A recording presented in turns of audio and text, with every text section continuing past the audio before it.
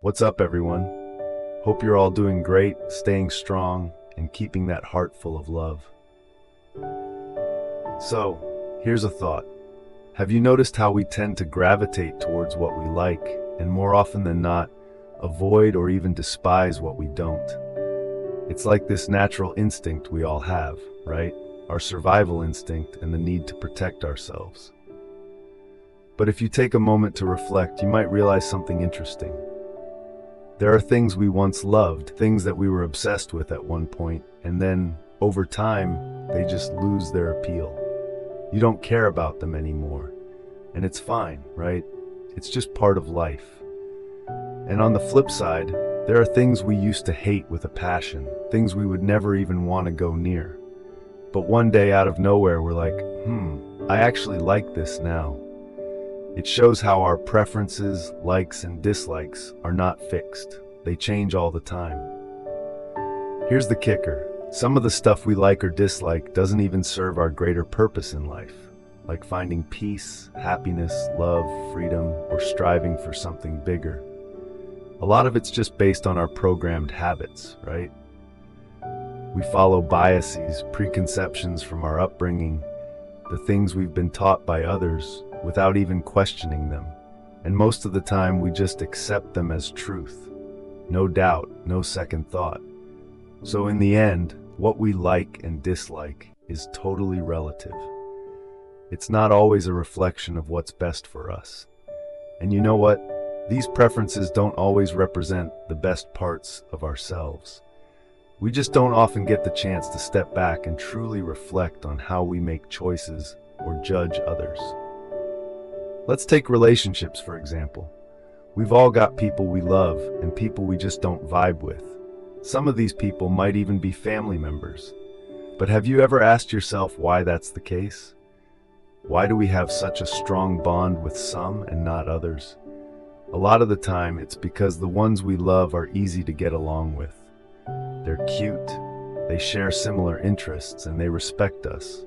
They're nice to us and make us feel good. They're the ones who feed our ego, the ones who are easy to love. Now, on the other hand, the ones we dislike, it's because they don't mesh with us. Maybe they clash with us, or they don't show us the respect we expect, or they don't bring anything of value to the table. And if we're being honest, sometimes we just don't like them for no real reason. We just have this gut feeling that something's off, and we hold on to that feeling, even though it might be completely unwarranted. If we really want to be better people, if we really want to grow, especially in terms of love and kindness, we've got to break out of these limits. For the people we love, sometimes we need to dial it down a bit. Because let's face it, we're often just loving them because they're easy on our ego. They make us feel good about ourselves. And for the people we dislike, we need to learn how to dial it down as well. This is where true practice comes in. It's where compassion and kindness really get put to the test. Buddhism, for example, encourages us to let go of the extremes of love and hate, to rise above them. Because while love and hate are natural human emotions, they can also be toxic. They stem from ignorance, from not having enough wisdom to see the bigger picture of life. We get caught up in them without realizing that these feelings can lead us to divide the world into us and them, which only perpetuates hatred and separation. Buddhism is all about helping us find freedom, peace, and a sense of calm. It's about not being so attached to our likes and dislikes, because when we're too attached to them, we start to develop unhealthy cravings and aversions. That's where anger, jealousy, and all the other negative emotions come from. It's all rooted in ignorance, not having the clarity to see how we're all connected, how every single person shares the same fundamental nature. So how do we break out of this? The Buddhist path encourages us to take care of our negative emotions, especially greed, hatred, and delusion. If we learn to let go of these, we'll find peace, we'll find freedom, and we'll open up our hearts to a bigger, more compassionate love. I've had my own experience with this. There was a time I lived up in the mountains with some friends. It was a completely different environment. The way we lived was simple, raw, and close to nature. It wasn't about finding luxury or comfort. It was about surviving and being together. In that environment, none of us cared about status, money, or any of the things that divide people in the world outside. There was no talk of who's better or worse. We just focused on supporting each other and respecting one another. That's the beauty of simplicity. It strips away all the nonsense and forces you to see people for who they really are. In that place, there were no high or low positions. It didn't matter what your education was or what power you had. In the wilderness, we were all equals. We just survived together, and that was enough. When we're in an environment full of competition and desire, where greed, anger, and jealousy run wild, it's easy to fall into patterns of discrimination and prejudice. But in that peaceful environment, it was different. And the most surprising part? We learned to love each other more, to appreciate each other's strengths and even flaws. It's kind of wild how, when we're thrown into different situations, we can start to notice things we never saw before. Take the example of our biases and preconceptions. A lot of the time, we don't even realize how they influence us. We're just doing what we've been taught, following patterns we don't question. For instance, there are groups of people we've been taught to dislike or fear, and we carry that with us for years. But once we get close to someone who's from one of those groups, once we work with them, get to know them as a person, we might end up realizing that everything we thought we knew was wrong. We start to see that we're not so different after all. It's kind of like when you meet someone who challenges everything you believed about a certain group or idea. Maybe you were taught to dislike them for reasons you don't even fully understand. But then you start talking to them, working with them, and eventually you find that they're just like you. They have their own set of dreams, fears, struggles, and joys. You realize that what you were taught to hate doesn't hold up in the face of personal experience. And when you understand that, it becomes hard to keep hating them, doesn't it? But we don't always get the opportunity to challenge these deep-rooted biases. Sometimes we live in environments where everyone around us thinks the same, where there's no exposure to other perspectives. And that's where the problem starts. If we only surround ourselves with people who think like we do, who share the same beliefs, we're less likely to question those beliefs. But when we open ourselves up to new experiences, new people, new ways of thinking, it can completely shift our view on life. Here's the thing. If you start viewing every person as a reflection of the same energy that runs through you, suddenly your biases start to melt away. You realize that we're all connected in a way that's far beyond the surface level differences. The truth is, every person carries within them the same basic human experiences: love, loss, joy, pain. And when we focus on that common humanity, we start to look beyond the external and focus on what truly matters. Take a moment to think about this.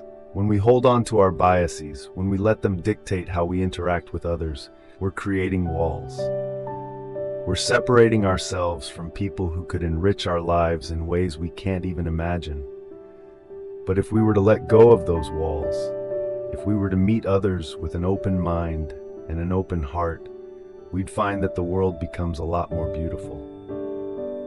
Buddhism teaches that we need to go beyond this dualistic way of thinking, this idea that someone is either good or bad, right or wrong.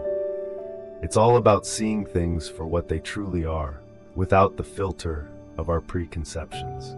When we can do that, when we stop looking at the world through the lens of judgment, we start to see things as they truly are. And that's when we start to experience peace. You know, it's funny how when we don't know someone, we make all these assumptions about them. We judge them based on their appearance, their accent, their beliefs, or even the way they speak. But when we get to know them, when we hear their story, When we see the struggles they've been through, suddenly those judgments fade. And in place of judgment, we find understanding. That's the power of empathy. That's what happens when we open our hearts to the world. Think about it. If we could all just stop for a moment and see others as they truly are, without the layer of judgment, how different would the world be? What would it look like if we could all learn to treat others with the same kindness and respect we wish for ourselves? The path to kindness, to love, to compassion isn't just about how we treat others. It's also about how we treat ourselves. If we can learn to let go of the judgments we place on others, we can start to let go of the judgments we place on ourselves. Because in the end, our judgments, our biases, our prejudices, they don't just hurt other people. They hurt us too. They keep us from experiencing the fullness of life, from connecting with the world around us in a meaningful way. And so, the more we practice self-awareness, the more we practice mindfulness, the more we can begin to shift our perspective. We start to see that we're not just individuals living separate lives. We're all part of the same web of existence, connected by our shared humanity. And once we realize that, once we let go of our biases and judgments, we can live in harmony with the world around us. Let's be real though, this isn't something that happens overnight. It's a process. It takes time, patience, and a lot of self-reflection. But with each step, we come closer to the truth. We come closer to understanding who we really are. And in the process, we start to understand others a little better too. I'm telling you, this is the kind of wisdom that transforms lives. It's not about what you know, or how much you have, or what you can achieve. It's about how you see the world, how you see others, and how you see yourself. When we start to look at life through the lens of compassion, through the lens of connection, everything changes. The great thing is, we can start this practice right now. Every time we encounter someone, we have a choice. We can choose to see them through the eyes of judgment, or we can choose to see them through the eyes of love. The choice is ours. And every time we make the right choice, we move one step closer to becoming the people we were always meant to be. So what are you going to choose today? Are you going to choose judgment, or are you going to choose compassion? Now, let's go even deeper. Because once we begin to understand how to view others through the lens of love and compassion, we start to realize that the world isn't just full of people. It's full of experiences, moments, and interactions that we can either choose to approach with fear or with understanding. When we let go of our biases, when we let go of our attachments to the way things should be, we open up to the richness of life itself. Think about it. When we hold on to judgment, we're living in a world of limitations. We limit our experiences because we're constantly judging and filtering everything through our biases. But when we let go of judgment, we start to see things as they truly are. And in that clarity, we begin to experience life more fully, more completely. This is where the idea of mindfulness comes in. Mindfulness is all about being present, being aware of the moment, and accepting things as they are. It's about recognizing that the moment you're living in right now is the only one that truly matters. Everything else, the past, the future, the judgment, it's just noise. What matters is how you show up in this moment, how you treat yourself and others in this moment. Buddhism teaches us that when we let go of our attachments to our likes and dislikes, when we let go of our need to constantly control and categorize the world, we create space for peace. We create space for love. We create space for true understanding. And when we're in that space, we begin to see the world in a completely new light. We stop focusing on what divides us and start focusing on what connects us. And this is the real beauty of life. When we stop judging, when we stop categorizing, when we stop living in a world of black and white, we start to see the gray areas, the nuances, the subtleties that make life so beautiful. Because let's be honest, life isn't black and white. It's messy, it's complicated, and it's full of contradictions. But when we approach it with an open heart and an open mind, we start to appreciate that messiness. We start to see the beauty in it. That's why mindfulness is so important. It helps us clear away all the clutter in our minds, all the judgments, all the labels, and just be present with what is. When we can do that, we open ourselves up to the possibility of seeing the world with fresh eyes. We stop living in the past or the future, and we start living in the present, where everything happens. It's in the present that we find peace. It's in the present that we find connection. And here's the kicker. When we start practicing mindfulness, when we start embracing compassion and letting go of our biases, we realize that peace isn't something that's outside of us. It's not something we need to go out and find. Peace is something that comes from within. It's a state of mind, a way of being, a way of seeing the world. And the more we practice it, the more it becomes a part of who we are. In fact, when we learn to cultivate peace within ourselves, we become more resilient. We become more grounded. No matter what happens in the world around us, we can stay calm, we can stay centered, and we can move through life with grace. And this is the true power of mindfulness.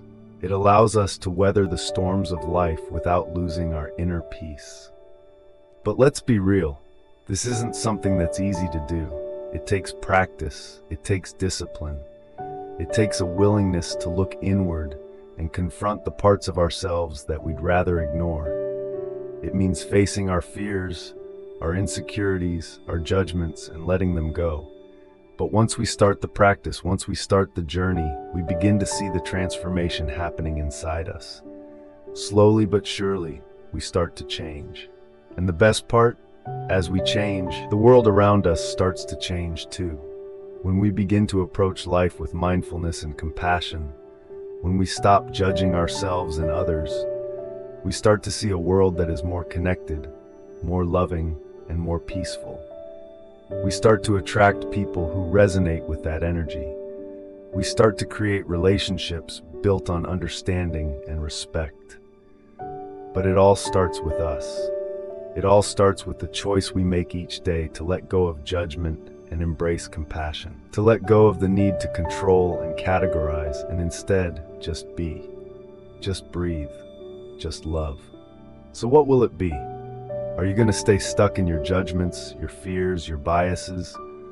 Or are you going to take the first step towards a life of mindfulness, peace, and love?